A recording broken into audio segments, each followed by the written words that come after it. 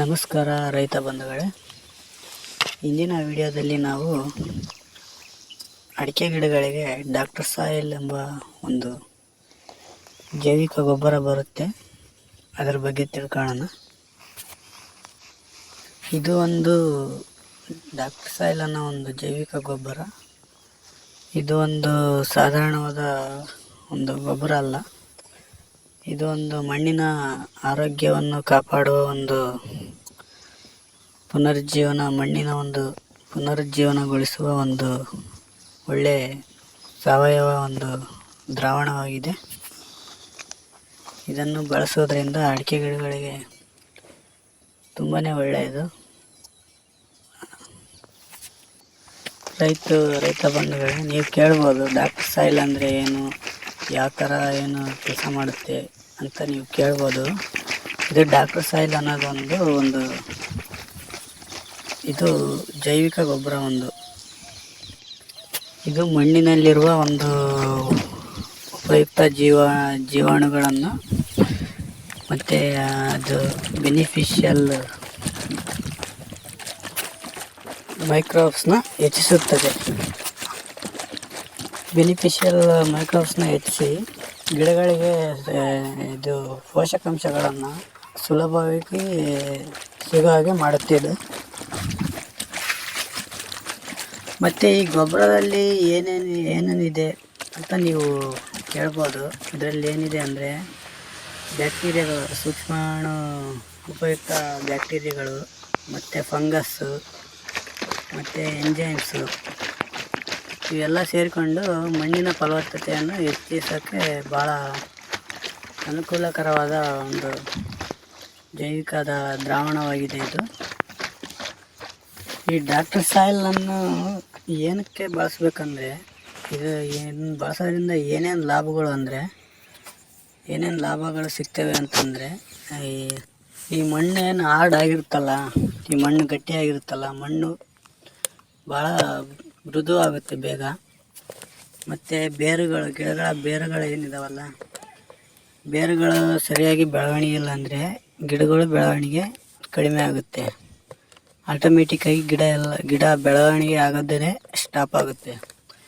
ಆದ್ದರಿಂದ ಬೇರುಗಳ ಬೆಳವಣಿಗೆ ತುಂಬ ವೇಗವಾಗಿ ಬೆಳೆಯೋಕ್ಕೆ ಸ್ಟಾರ್ಟ್ ಮಾಡುತ್ತೆ. ಮತ್ತೇನು ಕೆಲಸ ಮಾಡುತ್ತೆ ಅಂದರೆ, ಗಿಡಗಳಿಗೆ ಪೋಷಕಾಂಶಗಳು ಮೇನ್ ಬೇಕಾಗಿರೋದೇ ಪೋಷಕಾಂಶಗಳೇ ಇಲ್ಲ ಅಂದರೆ ಗಿಡಗಳು ಇಳುವರಿಯಲ್ಲಿ ಕುಂಠಿತ ಆಗೋದು, ಗಿಡಗಳಲ್ಲಿ ರೋಗಗಳು ಹೆಚ್ಚಾಗಿ ಕಾಣಿಸೋದು, ಏನೇನೋ ಭಾಳ ತುಂಬ ಸಮಸ್ಯೆಗಳು ಗಿಡಗಳಲ್ಲಿ ಕಾಡ್ತಾ ಹೋಗುತ್ತೆ. ಮತ್ತು ಇನ್ನೊಂದು ಏನಾಗುತ್ತೆ ಅಂದರೆ, ಈಗೇನು ನಾವು ರಾಸಾಯನಿಕ ಗೊಬ್ಬರಗಳು ಅದು ತುಂಬಾ ಬಳಸ್ತಿದ್ದೀವಲ್ಲ, ಅದರಿಂದ ಪರಿಸರ ಹಾಳಾಗ್ತಿದೆ. ಭೂಮಿ, ಮಣ್ಣಲ್ಲಿ ಸೂಕ್ಷ್ಮ ಜೀವಿಗಳೆಲ್ಲ ನಶಿಸಿ ಹೋಗ್ತಿದ್ದಾವೆ. ಮತ್ತು ಇದು ಮಣ್ಣು ತುಂಬ ಹಾರ್ಡ್ ಆಗ್ತಿದೆ, ಮಣ್ಣು ಎಲ್ಲ ಸುಟ್ಟೋಗ್ತಿದೆ, ಒಳಗಡೆ ಜೀವಂತಿಕೆ ಇಲ್ಲ ಮಣ್ಣಿನಲ್ಲಿ. ರಾಸಾಯನಿಕ ಅತಿ ಹೆಚ್ಚಾಗಿ ಉಪಯೋಗಿಸ್ತಿರೋದ್ರಿಂದ ಮಣ್ಣಿನಲ್ಲಿ ಜೀವಂತಿಕೆ ಅನ್ನೋದೇ ಇಲ್ಲ. ಆದ್ದರಿಂದ ಮಣ್ಣು ಜೀವಂತಿಕೆ ಆಗಬೇಕಂದ್ರೆ ಇಂಥ ಜೈವಿಕ ಗೊಬ್ಬರಗಳನ್ನು ನಾವು ಮಣ್ಣಿಗೆ ಕೊಡ್ತಾ ಹೋಗಬೇಕು. ಮಣ್ಣು ಜೀವಂತಿಕೆ ಬರಬೇಕು. ರಾಸಾಯನಿಕ ಗೊಬ್ಬರಗಳ ಬಳಕೆ ಕಡಿಮೆ ಆಗ್ತಾ ಹೋಗುತ್ತೆ ಇದನ್ನು ಬಳಸೋದ್ರಿಂದ. ಇದೊಂದು ಲಾಭನೂ ಹೌದು. ರಾಸಾಯನಿಕ ಗೊಬ್ಬರನ ಒಂದೇ ಸರಿಗೆ ಸ್ಟಾಪ್ ಮಾಡಿ ಅಂತ ಹೇಳ್ತಿಲ್ಲ, ನಿಧಾನಕ್ಕೆ ಸ್ವಲ್ಪನೇ ಅದನ್ನು ಕಡಿಮೆ ಮಾಡ್ತಾ, ಈ ಜೈವಿಕ ಗೊಬ್ಬರಗಳು, ಸಾವಯವ ಗೊಬ್ಬರಗಳನ್ನು ಜಾಸ್ತಿ ಮಾಡ್ತಾ ಅದನ್ನು ಕಡಿಮೆ ಮಾಡ್ತಾ ಅದನ್ನು ಬಿಡಬೇಕಾಗುತ್ತೆ. ಅದು ಕೆಮಿಕಲ್ಸ್ ಯೂಸ್ ಮಾಡೋದ್ರಿಂದ ಭೂಮಿಗೆ ತುಂಬಾ ಎಫೆಕ್ಟ್ ಇದೆ. ಮುಂದೆ ಬೆಳೆಗಳ ಮುಂದೆ ಬರ್ದಂಗೆ ಭೂಮಿ ಅಷ್ಟು ಫುಲ್ಲು ಇದು ಕೆಟ್ಟೋಗ್ಬಿಟ್ಟಿದೆ ಭೂಮಿ. ಆದ್ದರಿಂದ ಸಾವಯವ ಗೊಬ್ಬರನೇ ಉಪಯೋಗಿಸ್ಬೇಕು ಯಾವತ್ತು. ಕೆಮಿಕಲ್ ಅದ್ರ ಜೊತೆಯಲ್ಲಿ ಸ್ವಲ್ಪ ಹಾಕಬೇಕು, ಇಲ್ಲ ಅಂತಲ್ಲ. ನಿಧಾನಕ್ಕೆ ಅದನ್ನು ಕಡಿಮೆ ಮಾಡ್ತಾ ಇದನ್ನು ಜಾಸ್ತಿ ಮಾಡ್ತಾ ಹೋಗಬೇಕು ಸಾವಯವ ಗೊಬ್ಬರವನ್ನು. ಇದನ್ನು ಉಪಯೋಗಿಸೋದ್ರಿಂದ ಇನ್ನೊಂದೇನು ಮುಖ್ಯವಾಗಿ ಲಾಭಪ್ಪ ಅಂದರೆ, ಇಳುವರಿ ಹೆಚ್ಚಾಗುತ್ತೆ ಒಂದು, ಮತ್ತು ಕಾಯಿ ನಾವೇನು ಗುಣಮಟ್ಟ ಒಳ್ಳೆ ರಿಸಲ್ಟ್ ಬರುತ್ತೆ, ಗುಣಮಟ್ಟ ಚೆನ್ನಾಗಿರುತ್ತೆ. ಕಾಯಿ ನಾವು ಬೆಳೆಯೋ ಬೆಳೆ ಕಾಯಿಗಳು ಒಳ್ಳೆ ಗುಣಮಟ್ಟದಲ್ಲಿರ್ತವೆ.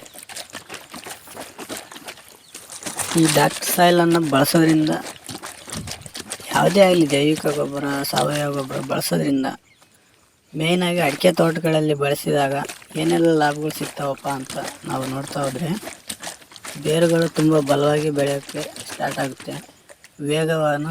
ಬೇರುಗಳಲ್ಲಿ ವೇಗನೂ ಚೆನ್ನಾಗಿ ಬೆಳವಣಿಗೆ ವೇಗವಾಗಿ ಆಗುತ್ತೆ. ಎಲೆಗಳಲ್ಲಿ ಹಸಿರುತನ ಜಾಸ್ತಿ ಆಗುತ್ತೆ. ಹೂವು ಮತ್ತು ಕಾಯಿ ಸೆಟ್ ತುಂಬ ಚೆನ್ನಾಗಿ ಸೆಟ್ ಆಗುತ್ತೆ. ಮತ್ತು ದೀರ್ಘಕಾಲಿಕವಾಗಿ ಇಳುವರಿ ಹೆಚ್ಚಾಗುತ್ತೆ. ಈ ರಾಸಾಯನಿಕ ಉಪಯೋಗಿಸೋದ್ರಿಂದ ಅದಕ್ಕೊಂದು ಟೈಮ್ ಅಂತ ಇರುತ್ತೆ. ಆ ಟೈಮ್ ಆದಮೇಲೆ ಅದು ವರ್ಕ್ ಆಗೋದಿಲ್ಲ. ಆ ಟೈಮ್ ಮುಗಿದೋದ್ಮೇಲೆ ಅದು ಶಕ್ತಿ ಇರೋ ತನಕ ಶಕ್ತಿ ಕೊಡುತ್ತೆ, ಇಲ್ಲ ಅಂತಲ್ಲ, ಅದಕ್ಕೊಂದು ಟೈಮ್ ಅಂತ ಇರುತ್ತೆ. ಆದರೆ ಇದು ಸಾವಯವ ಗೊಬ್ಬರನ ಉಪಯೋಗಿಸಿ ನಾವು ಮಣ್ಣನ್ನು ಜೀವಂತಿಕೆ ಮಾಡೋದ್ರಿಂದ ಇದಕ್ಕೆ ಯಾವುದೇ ರೀತಿಯಾದಂಥ ಟೈಮ್ ಇರೋದಿಲ್ಲ. ಮಣ್ಣು ಫಲವತ್ತತೆ ಆಯಿತು ಅಂದರೆ ನೀವು ಯಾವುದೇ ಟೈಮ್ ಇರೋದಿಲ್ಲ. ಇಳುವರಿ ದೀರ್ಘಕಾಲಿಕವಾಗಿ ಇಳುವರಿ ಚೆನ್ನಾಗಿರುತ್ತೆ. ಇಷ್ಟೆಲ್ಲ ಲಾಭಗಳು, ಉಪಯೋಗಗಳನ್ನು ನಾವು ಇದನ್ನು ಉಪಯೋಗಿಸಿ ತಗೋಬೋದು. ಮತ್ತು ಇದನ್ನು ಉಪಯೋಗಿಸೋ ವಿಧಾನ ಹೇಗೆ, ಇದನ್ನು ಹೇಗೆ ಉಪಯೋಗಿಸೋದು ಅಂತ ನಾವು ನೋಡೋದಾದರೆ, ಒಂದು 200 ಲೀಟ್ರ್ ಬ್ಯಾರೆಲ್ ಡ್ರಮ್ಮಿಗೆ ಇದೊಂದು 5 ಲೀಟ್ರ್ ಕ್ಯಾನಲ್ಲಿ ಬರುತ್ತೆ. ಇದು ಲಿಕ್ವಿಡ್ 200 ಲೀಟ್ರ್ ಡ್ರಮ್ಮಿಗೆ ಅವರು ಹೇಳೋದು 2.5 ಲೀಟ್ರ್ ಹಾಕ್ರಿ ಒಂದು ಡ್ರಮ್ಮಿಗೆ ಅಂತ ಹೇಳ್ತಾರೆ. ನಾವು ಯೂಸ್ ಮಾಡೋದು 2 ಲೀಟ್ರು, ಒಂದೊಂದು ಸರಿ 1.5 ಲೀಟ್ರ್ ಹಾಕ್ತೀನಿ ಒಂದು ಡ್ರಮ್ಮಿಗೆ. 2.5 ಲೀಟ್ರ್ ಹಾಕಿದರೆ ಇನ್ನೂ ಉತ್ತಮ, 2 ಲೀಟ್ರ್ ಹಾಕಿದರೂ ಉತ್ತಮ. ಅದು ನಿಮ್ಮ ಅನುಕೂಲಕ್ಕೆ ತಕ್ಕಂತೆ ನೀವು ಮಾಡ್ಕೋಬೇಕಾಗುತ್ತೆ.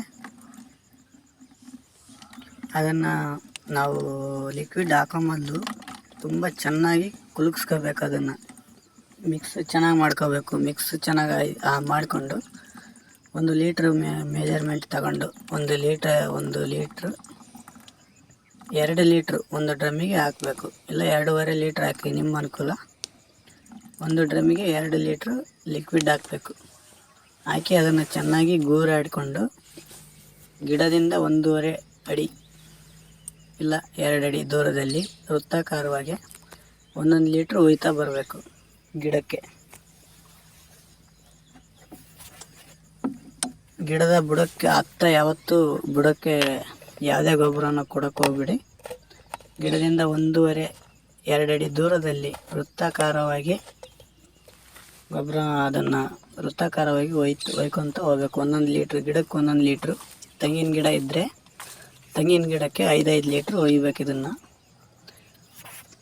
ಒಂದು 200 ಲೀಟ್ರ್ ಬ್ಯಾರೆಲ್ ಡ್ರಮ್ಮಿಗೆ 2 ಲೀಟ್ರ್ ಒಯ್ಬೇಕಾಗುತ್ತೆ. ಇದನ್ನು ಲಿಕ್ವಿಡ್ ಒಂದು 5 ಲೀಟ್ರ್ ಕ್ಯಾನ್ ತಗೊಂಡ್ರೆ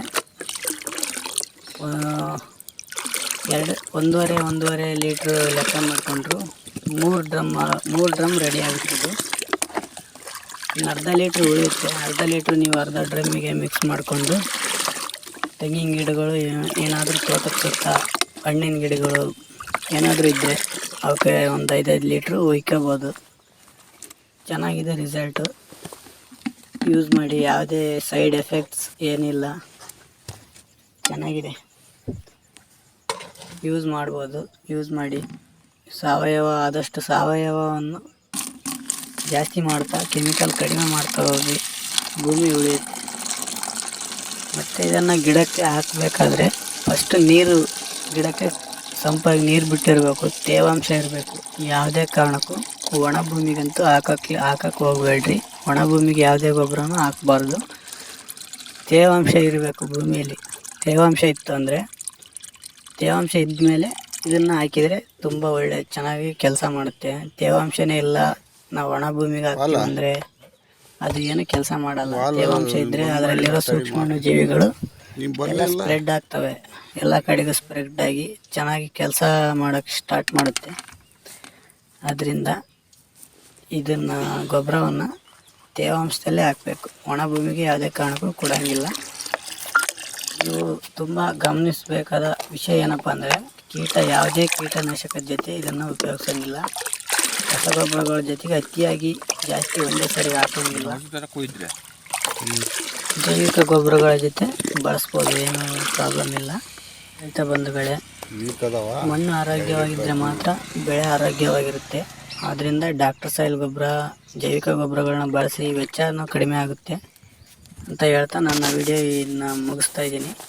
ನಮ್ಮ ವಿಡಿಯೋ ನಿಮಗೆ ಉಪಯುಕ್ತವಾಗಿದ್ದರೆ ನಮ್ಮ ಚಾನಲ್ನ ಸಬ್ಸ್ಕ್ರೈಬ್ ಮಾಡಿ, ಲೈಕ್ ಮಾಡಿ, ಶೇರ್ ಮಾಡಿ,